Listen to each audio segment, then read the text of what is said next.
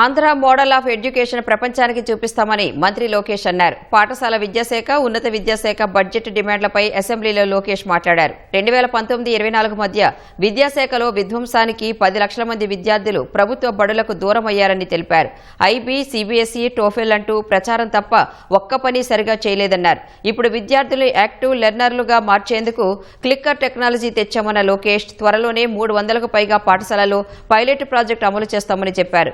వర్సిటీలో అధ్యాపకుల ఖాళీలు త్వరలో భర్తీ చేస్తామని లోకేష్ తెలిపారు. మీరు 2 పాఠశాలలు తీసుకోండి, మండలానికి 2.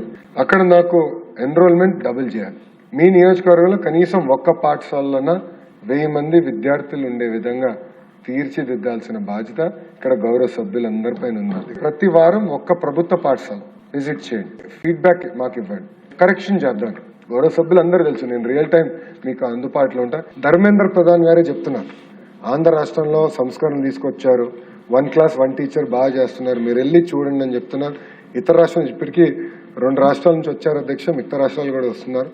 మా అధికారులు కూడా నేను చెప్పేది ఒకటే, ఇతర రాష్ట్రాలే కాదు ఇతర దేశాల నుంచి ఎడ్యుకేషన్ డిపార్ట్మెంట్లు వచ్చి ఆంధ్ర రాష్ట్రంలో బాగా చేస్తున్నారని చూసి ఇక్కడ మనం ఏదైతే అమలు చేస్తున్నామో వాళ్ళు అమలు చేస్తే ఆ రోజు తగిన న్యాయం చేసిన వారు అవుతామని, ఏదైతే మన పిల్లలకి మనం ఆశిస్తామో అది అందరు పిల్లలకి తీసుకురావాల్సిన బాధ్యత ఉందని మేము ఎప్పుడూ చర్చిస్తాం అధ్యక్ష. 10th క్లాస్ ఎగ్జామ్స్ జరుగుతున్నాయి, 11th, 12th ఎగ్జామ్స్ జరుగుతున్నాయి. ఈ సంవత్సరం ప్రైవేట్కి ధీటుగా మేము రిజల్ట్స్ చూపిస్తాం.